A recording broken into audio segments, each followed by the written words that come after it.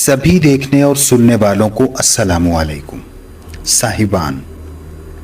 मस्जिद बानी मस्जिद पाक विघे शरीफ का दूसरा हिस्सा पेश खिदमत है। दूसरी जानिब महबूब के एक इशारे पर जिंदगी भर की जमा पूंजी और घर का सारा सामान पेश कर देना, गसीलुल मलाइका का खिताब हासिल करना, अपने सारे दांतों को कुर्बान कर देना, महबूब सल्लल्लाहु अलैहि वसल्लम की ज़बान से निकली हुई एक एक बात सुनने के लिए मुहद्दिसीन का मुल्कों सफ़र करना, अनल हक की पादाश में सूली चढ़ जाना, मखलूक खुदा की खिदमत में खुद को मसरूफ़ कर लेना, किसी का अपने शानदार कैरियर से इस्तीफ़ा देकर खुद को हुसूल इल्म और तबलीग दीन के लिए वक्फ कर देना, या बानी मस्जिद पाक विघे शरीफ का फ़न्ने संगतराशी और कंदाकारी से नाबलद होने के बावजूद एक शाहकार मस्जिद तामीर करते हुए सफ़हाते तारीख को रोशन कर देना, ये सब उसी इश्क़ हकीकी की तड़प और बेकरारी ये दिल के मुख्तलिफ तरीक़ा हाय इजहार हैं, और इसमें कोई दो राय नहीं कि ये खुलूस के जवाब में अता का मामला है। इसी तरह शेख डॉक्टर हाफिज मोहम्मद फर्रुख हफीज रहमतुल्लाह अलैह को इजहार इश्क का जो पैराया आता हुआ वो जुमला फ़नून संगतराशी और ख़त्ताती के साथ तामीर मस्जिद है। सूरह निसा की मज़कूरा आया मुक़द्दसा का कंदाकारी के पहले नमूने के लिए मुंतखब होने के मुतालिक मेरा गुमान ये है कि बानी मस्जिद अपनी ज़ात को मिसाल बनाकर पेश करना चाहते हैं और अपने मुताल्लिकीन को यकीन कामिल दिलाते हुए ये बताना चाहते हैं कि उस दर पे ये अंजाम हुआ हुस्ने तलब का, झोली मेरी भर भर के कहा और भी कुछ मांग। वो बता रहे हैं कि लोगों, सरफराजी के हुसूल का यही रास्ता है, इसे तुम भी इख्तियार कर लो। बस सिद्ध के दिल लेकर आओ और वो सब कुछ ले जाओ जो तुम्हारे पास नहीं है। इस आया मुक़द्दसा की खत्ताती और कार्विंग क्या मुकम्मल हुई, खत्ताशी का एक दरिया बह निकला। बानी मस्जिद की उंगलियां जो कभी कलम थामने पर सामने बैठे शख्स की आंखों में तैरते हुए मसाइल का हल किरतास पर उतार देने की आदी हैं, अब कार्बन पेंसिल थाम कर सफेद पत्थरों में छुपे हुए कलाम इलाही के हुरूफ की निशानदही कर रही है। बानी मस्जिद की बाजमाल आंखें जो मरीज की बसारत में नक्स ढूंढ लिया करती हैं, अब संगे अबजद की तख्तियों में इस्तिराहत फरमा नक्शो निगार को रूह बख्श रही हैं। मस्जिद में काम के हवाले से एक आम ऐलान था कि जिसका जी चाहे वो आए और तामीरे नक्शे पाए हुजूर सल्लल्लाहु अलैहि वसल्लम की यादगार में शामिल होकर तारीख में अपना नाम लिखवा ले। कभी कभार तो मेरे जैसे मन चले मौजी रूह भी बानी मस्जिद की पुकार पर लब्बैक कहते हुए वहां पहुंच जाते और उस दुनिया हैरत का हिस्सा बन जाते। वो हकीकतन एक दुनिया हैरत थी कि अगर किसी जुमे को 1000 लोग आ जाएं तो वो भी काम में समा जाएं, और अगर किसी बुध की रात में 10 लोग मौजूद हैं तो फिर भी काम मुतासर नहीं हो रहा और उसी जोरों शोर से जारी है। उस जमाने में ये भी हुआ कि पहली ही बार जाने वाले किसी जवान हत्ता के बुजुर्ग के सामने भी संगे मरमर की एक सिल रख दी जाती और उसे एक काम बता दिया जाता। नक्काशी और कंदाकारी से बिल्कुल नावाकिफ शख्स सारी रात काम करके पत्थर के उस टुकड़े को मुकम्मल करता और सुबह बेयकीनी और हैरत के आलम में उसे तकते हुए सोच रहा होता, क्या ये काम मेरे ही हाथों मुकम्मल हुआ है। अब मस्जिद की दीवारें कद्दे आदम से ऊपर उठने लगी हैं और काम के आगाज में मस्जिद के करीब से गुजरने वाले जिन लोगों के होंठों पर तंजिया मुस्कुराहट होती थी, अब भंचे हुए होंठों के साथ माथे पर शिकने और चेहरे पर संजीदगी आ चुकी है, क्योंकि इब्तदान इस प्रोजेक्ट को पागलपन ही तस्वुर किया गया था और एक ख्वाब से ज्यादा अहमियत नहीं दी गई थी। लेकिन अब वो ख्वाब हकीकत का रूप धारते हुए पाक सरजमीन की काबिल फख्र इमारत का एजाज हासिल करने की तरफ कदम बढ़ा रहा था। इंतहाई मजबूत बुनियाद पर उठती हुई ईंटों से बनी मोटी दीवारें अंदर और बाहर से मुनक्किश मरमर की सिलों में छुपकर पत्थर की ही मालूम होती। इन पत्थरों के अंदर छुपी हुई ईंटों को जोड़ने वाला मसाला भी एक कहानी रखता है। بانی مسجد کی تحقیق و جستجو، لگن اور ماہرین سے مشاورت نے انہیں ایک عجیب اور مضبوطی میں بے مثال مسئلے کی راہ سجائی۔ وہ میری ابتدائی تعلیم کا زمانہ تھا،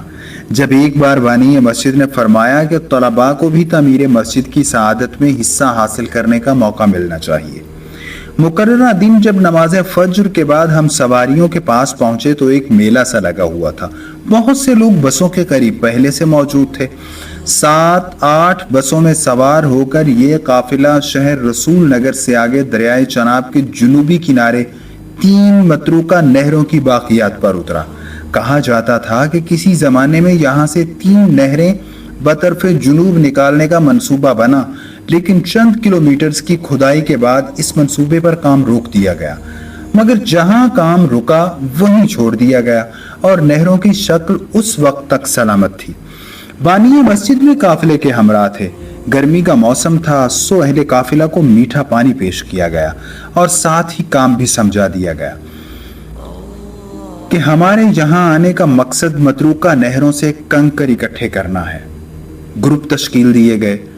کچھ لوگوں کا کام مختلف جگہوں پر چھوٹے ڈھیروں کی شکل میں انہیں اکٹھا کرنا تھا۔ کچھ لوگ بیلچے کے ساتھ اٹھا کر انہیں بوریوں کے اوپر ڈالنے پر مامور تھے، اور ہم 2 لڑکوں کی جوڑی بوریوں کو کونوں سے پکڑ کر قافلے کے ساتھ آئے ہوئے ٹرالے اور ٹرالیوں میں ڈالنے کی ڈیوٹی پر تھی۔ دوپہر کے وقت قافلے کے ساتھ ہی موجود راشن سے بریانی بنا کر سب کو پیش کی گئی۔ عصر اور مغرب کے درمیان لگ بھگ کام مکمل ہو گیا اور کم از کم 10 ٹرالیاں کنکر اکٹھے ہو گئے جنہیں مسجد کے مقام پر لے جایا گیا۔ اس وقت یہ تو معلوم تھا کہ کنکر مسجد پاک بکھا کے لیے ہے، لیکن ان کا استعمال کیا ہے کئی سال بعد پتا چلا۔ اس سے پہلے یہی معلوم تھا کہ ان کنکریوں کو رنگ برنگے چونے میں بھگو کر 10 محرم کے دن قبروں پر ڈالا جاتا ہے۔ اب اس واقعے کو سوچتا ہوں تو قابل اجمیری کا شعر ذہن میں آ جاتا ہے۔ کہتے ہیں، وقت کرتا ہے پرورش برسوں، حادثہ ایک دم نہیں ہوتا۔ خدا جانے کب سے اس متروکہ منصوبے کا مقام ان کنکریوں کی پرورش مسجد پاک بکھا کے لیے کر رہا تھا۔ مسجد میں استعمال کے لیے کنکریوں کو پکا کر پیس لیا جاتا، پھر اس صفوف کی مخصوص مقدار پانی میں بھگوئے ہوئے چونے اور اینٹوں کے پاؤڈر میں ڈال دی جاتی اور مقررہ وقت کے بعد نکال کر اسے استعمال میں لایا جاتا۔ ماہرین آثار قدیمہ کے مطابق کم و بیش 1000 سال تک وہ مسالہ صرف مضبوط سے مضبوط تر ہوتا چلا جاتا ہے۔ یہ مسالہ جدید تعمیراتی سامان، سیمنٹ، ریت اور بجری کی حاجت کو ختم کر دیتا ہے۔ اسی لیے یہ جدید تعمیراتی سامان مسجد پاک بکھا شریف میں استعمال بھی نہیں ہوا۔ جزوی طور پر مسجد پاک بکھا شریف کا نقشہ موتی مسجد لال قلعہ دہلی سے مماثل تو ہے، لیکن انفرادی جمال و جاذبیت، کشش و سرانگیزی، گلکاری و خطاشی و چترکاری اور دیگر فنون جمالیات کے سنگ ابیض میں موتی مسجد اور مسجد پاک بکھا زمین و آسمان کے فرق سے کھڑی ہیں۔ دعا کیجیے کہ دونوں مساجد ہمیشہ محفوظ و مامون رہیں۔ صاحبوں، یوں محسوس ہوتا ہے کہ مسجد پاک بکھا کا تعمیری ڈھانچہ امت مسلمہ کو مستقلاً کچھ پیغام دے رہا ہو۔ مسجد کے اندرونی حال میں چوروخے ستون 12 فٹ تک سیدھے اوپر کو اٹھ رہے ہیں۔ اس میں غور و فکر کرنے والوں کے لیے ایک پیغام ہے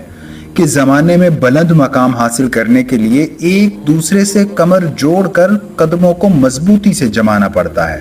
یہ چوروخے ستون کہتے ہیں کہ اگر تمہیں زمانے کا مسیحا بننا ہے اور نشاط ثانیہ کے خواب کو حقیقت میں بدلنا ہے تو مضبوطی سے قدم جما کر راستی کے ساتھ، یعنی بالکل سیدھا، کسی بھی ایک طرف جھکاؤ کے بغیر اپنی ذات کو کردار کی بنیاد پر بلند کرنا ہوگا۔ 12 فٹ تک سیدھی اٹھان کے بعد ان چوروخے ستونوں میں اٹھان تو جاری رہتی ہے، مگر چاروں طرف محرابی جھکاؤ بھی پیدا ہونا شروع ہو جاتا ہے۔ حال کے درمیانی ستونوں کا محرابی جھکاؤ چاروں اطراف میں اور دیواروں سے متصل ستونوں کا محرابی جھکاؤ 3 اطراف میں بڑھنے لگتا ہے، اور اس طرح حال کے تمام ستون رکوع کی صورت میں جھکتے ہوئے ایک دوسرے سے سر جوڑ لیتے ہیں۔ نہ جانے اب کون سے راز و نیاز ہیں جنہوں نے ہمیشہ کے لیے ان کے سر جوڑ دیے ہیں۔ مسجد پاک فقہ کے ستونوں میں ایک خاص بلندی کے بعد محرابی جھکاؤ اور ایک دوسرے سے سر جوڑنا بھی اشاراتی زبان میں امت مسلمہ سے ایک خطاب ہے کہ جب تم مضبوط قدموں پر راست اٹھان کے حامل ہو جاؤ تو کہیں ایسا نہ ہو کہ تم تکبر کا شکار ہو جاؤ۔ اس لیے انکساری اختیار کرو اور اپنے رب کے حضور جھکے رہنے کو اپنا شعار بنا لو۔ ہاں ایک بات یاد رہے کہ کردار کی بلندی کم نہ ہو بلکہ اس میں اضافہ جاری رہے۔ اس میں دوسرا فائدہ یہ ہوگا کہ جب امت کے سرکردہ لوگ ایک دوسرے سے سر جوڑ لیں گے تو مسائل سلجھنے لگیں گے، اتفاق و اتحاد کا عملی مظاہرہ بھی ہو جائے گا اور تم اپنی آنے والی نسلوں کے لیے مضبوط کندھے بن کر انہیں گنبدوں کی طرح بلند کرنے کے قابل بھی ہو جاؤ گے، اور ان گنبدوں پر چمکتے ہوئے کلش کی مانند تمہاری آنے والی نسلوں کے سروں پر سجی ہوئی علم کی دستاریں تمہارے عدل و راست اور مضبوطی اقدام کی گواہ بھی بن جائیں گی۔ صاحبو، دنیا میں ایسی بہت سی مساجد ہیں جو حسن و خوبصورتی، منفرد ڈیزائن، نقش و نگار، رنگوں کے امتزاج، سونے چاندی کے استعمال، قیمتی پتھروں، چمک دمک اور برج میناروں میں آپ ہی اپنی مثال ہیں، اور جمالیات کے یہ عناصر انہیں ایک الگ تعمیری پہچان عطا کرتے ہیں۔ یہ جواہر صرف مسجد پاک وگھا پر ہی منتج نہیں بلکہ مسجد پاک وگھا کا انفراد عشق رسول صلی اللہ علیہ وآلہ وسلم، بانی مسجد اور تعمیر مسجد سے بنی ہوئی وہ مثلث ہے جس کا بالائی زاویہ محبت رسول صلی اللہ علیہ وآلہ وسلم ہے، اور یہی وہ بنیادی عنصر ہے جو اس پورے پروجیکٹ کی جان و روح بھی ہے اور اس پر سایہ فگن بھی ہے۔ یہ جان و روح جس جسم میں رواں ہے وہ بانی مسجد الشیخ ڈاکٹر حافظ محمد فرخ حفیظ رحمۃ اللہ علیہ، اور اس روح کی روانی سے وجود میں آنے والا شاہکار مسجد پاک وگھا ہے۔ حضرت اقبال کے الفاظ میں ابلیس اپنے سیاسی فرزندوں کو دیے گئے پیغام میں اسی روح سے نالاں ہے اور کہتا ہے کہ وہ فاقہ کش جو موت سے ڈرتا نہیں ذرا، روح محمد اس کے بدن سے نکال دو۔ اسی روح کے جلوہ ہائے استحکام حضرت بلال رضی اللہ عنہ کے استقلال، حضرت ابو بکر رضی اللہ عنہ کی تصدیق، بدر کے حوصلے اور کیسر و کسریٰ کے سامنے ڈٹ جانے میں پنہاں ہے۔ یہی روح عقبہ بن نافع اور طارق بن زیاد میں کار فرما تھی کہ اول الذکر نے بحر ظلمات میں گھوڑا ڈال دیا اور آخر الذکر نے کشتیاں جلا دی تھی، اور قلب مومن پہ جاگزین اسی روح کا خوف ہے جو آج بھی بے انتہا ترقی اور اقوام عالم کو اپنے خونی پنجے میں جکڑ لینے کے باوجود آل فرنگ کو راتوں میں کسی خواب پریشاں کی مانند خوف زدہ کر دیتا ہے، اور وہ چچنیا، بوسنیا، یمن اور شام پر چڑھ دوڑتے ہیں۔ کبھی عراق و افغانستان ان کے استبداد کا شکار ہوتے ہیں، اور فلسطین و کشمیر کے معاملے میں تو ان علمبرداران امن و انصاف کے سبھی پیمانوں کے پلڑے اپنی طرف جھک جاتے ہیں۔ اس ضمن میں روح محمد صلی اللہ علیہ وآلہ وسلم کے حامل ایک عظیم انسان کا واقعہ بھی سنیے۔ قتیبہ بن مسلم، انہوں نے سمرقند پر بغیر کسی پیشگی اطلاع و خبرداری کے قبضہ کر لیا، جو کہ انصاف کی روح سے غلط اور ناجائز تھا۔ عمائدین شہر کے ایما پر پادری نے مسلمان سپہ سالار کے خلاف شکایتی خط لکھا اور خلیفہ وقت کو پیش کرنے کے لیے دمشق روانہ ہو گیا۔ خلیفہ وقت عمر بن عبدالعزیز رحمہ اللہ ہیں۔ انہوں نے خط پڑھا اور اسی ورق کی پشت پر لکھا کہ اے سپہ سالار، فوراً ایک قاضی کا تقرر کرو جو اہلیان شہر کی شکایات سنے۔ نیچے اپنا نام لکھا، مہر خلافت لگائی اور خط پادری کے حوالے کر دیا اور کہا کہ جا کر یہ سپہ سالار کو دو۔ پادری نے مایوسی سے خط پکڑا اور لوٹ آیا۔ عمائدین کو خط دکھایا اور رودات سنائی تو وہ بھی یہی سمجھے کہ سفر دمشق بیکار گیا، لیکن پھر فیصلہ یہی ہوا کہ کم از کم ایک بار سپہ سالار کو خط دکھا دیا جائے۔ خط لے جایا گیا اور سالار کو دیا گیا۔ پادری کے ساتھ گئے ہوئے عمائدین حیرانی کے اتھاہ سمندر میں ڈوب گئے جب انہوں نے دیکھا کہ مہر پر نظر پڑتے ہی سالار اپنی جگہ سے اٹھ کھڑا ہوا۔ اب اس کے ہاتھوں میں کپکپی اور ماتھے پر پسینے کی بوندیں ہیں۔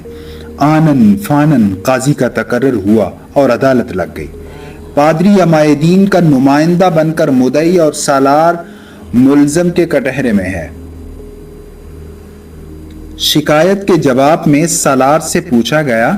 کہ اہل شہر کو خبردار کیا، انہیں شہر چھوڑنے کی اجازت دی، انہیں اطاعت قبول کرنے کو کہا۔ تینوں سوالوں کے جواب نہیں میں دیے گئے اور ساتھ ہی کہا گیا کہ جنگ میں تو سب جائز ہے۔ جواباً قاضی نے کہا کہ اسلام میں دھوکے اور فریب کا کوئی تصور نہیں، اور جہاد جراحی کا عمل ہے جو کہ اس وقت اختیار کیا جاتا ہے جب زخم ناسور بن چکا ہو اور دوا سے اس کا علاج ممکن نہ رہے۔ اور فیصلہ سنایا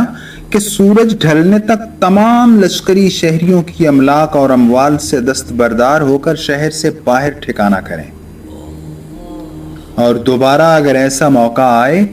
تو تمام قواعد و ضوابط کو ملحوظ رکھا جائے۔ فیصلہ سنا کر قاضی صاحب نے بھی اپنی گٹھڑی اٹھائی اور شہر سے باہر چل دیے۔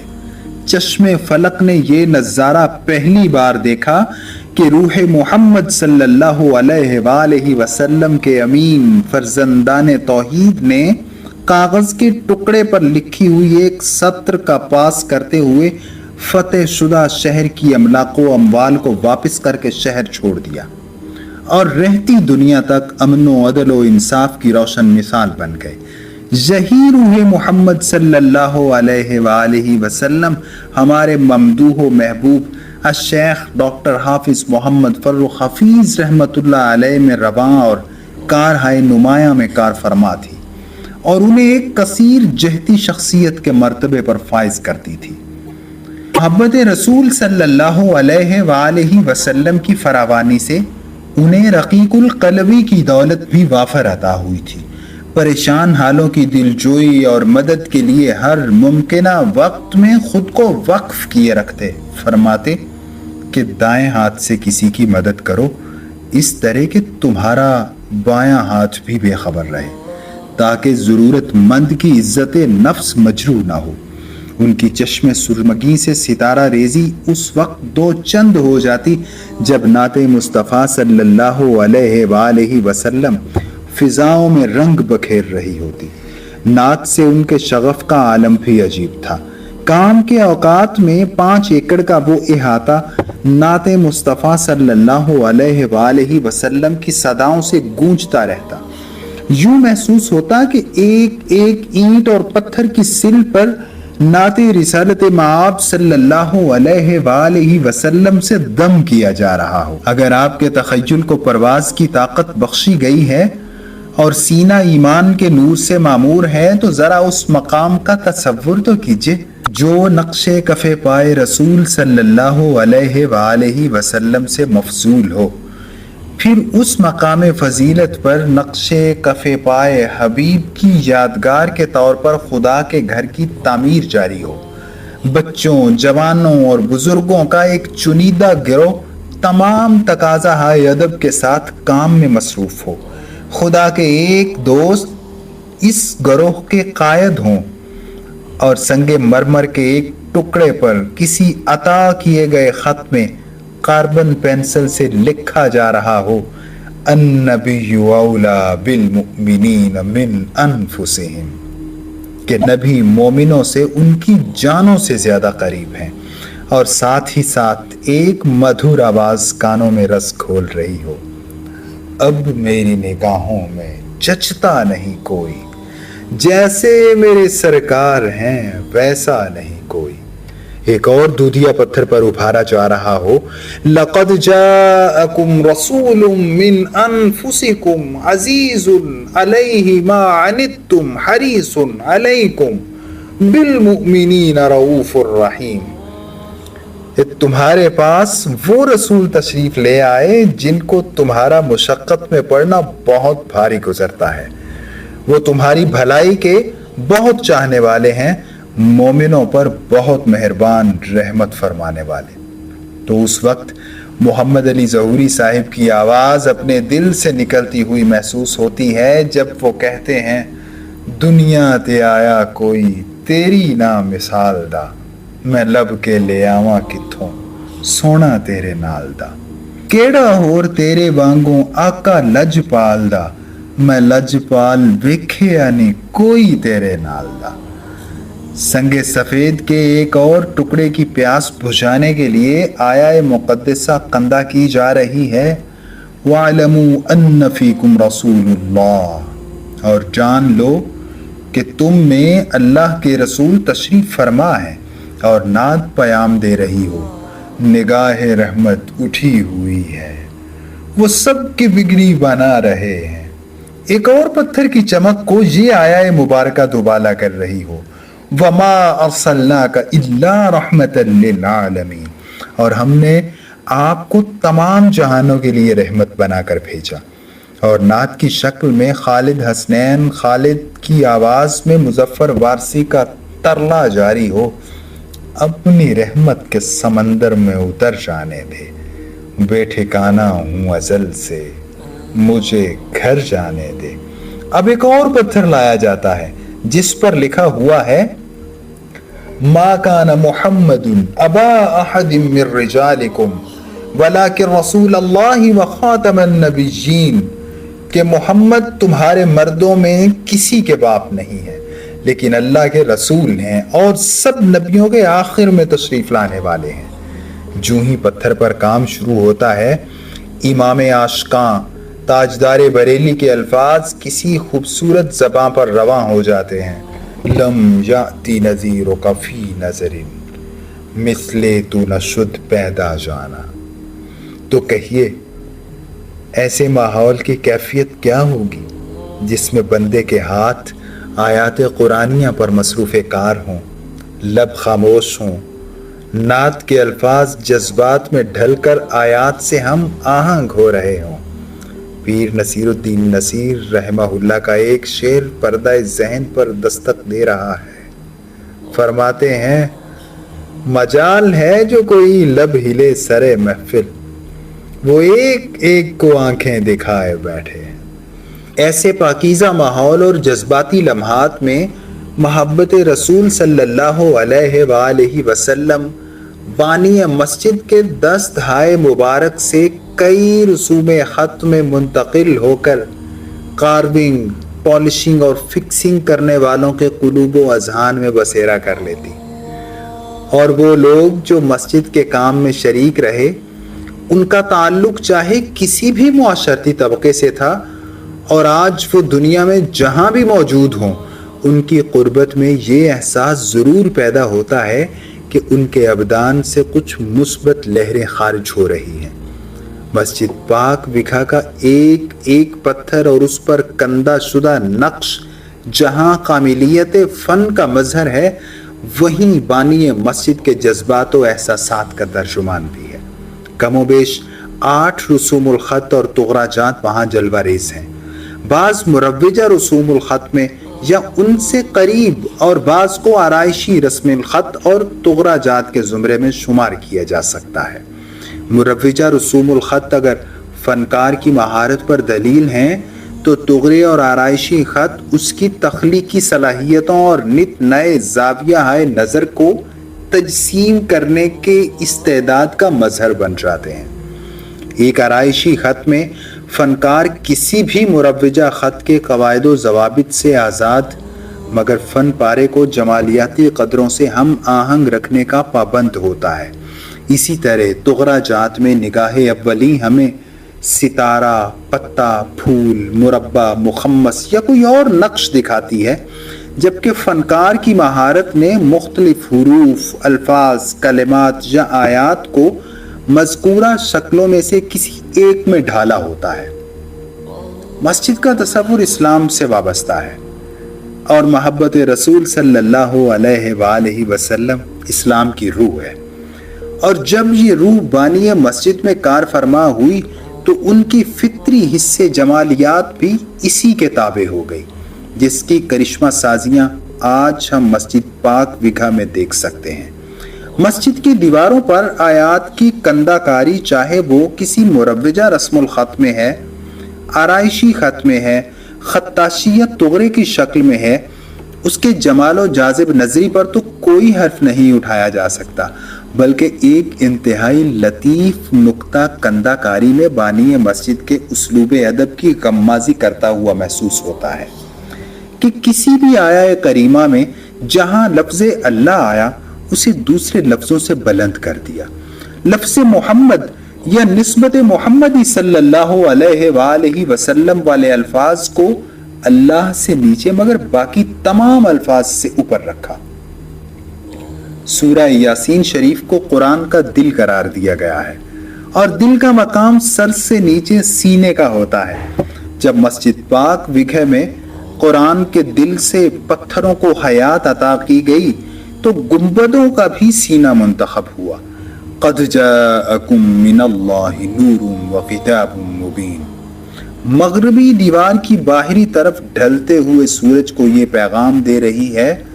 کہ اب ہمارے پاس اللہ کے حبیب کا نور اور ان کا لایا ہوا کلام الہی موجود ہے، سو تمہارے ڈوب جانے کا ڈر ہم سے دور ہو چکا ہے۔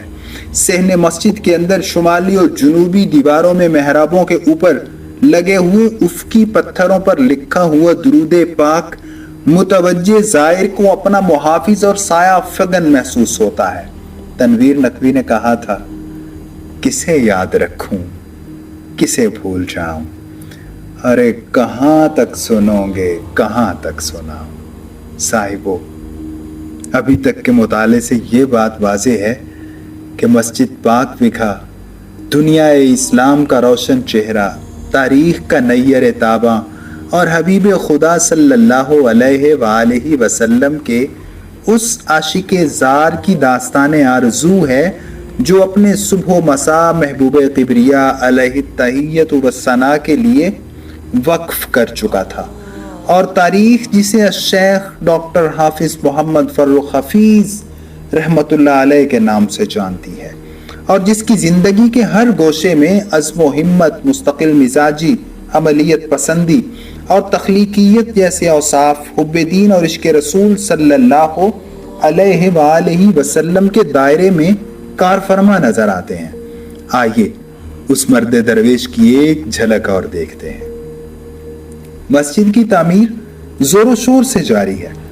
بانی مسجد اور ان کے رفقا اپنی پوری جند جان کے ساتھ کام کیے جا رہے ہیں۔ بانی مسجد کے آنسو، ڈھلکی ہوئی پتیاں، مسکراہٹیں، کھلے ہوئے پھول، آرزویں، ادکھلی کلیاں، جذبات شکر، حضوری پتوں،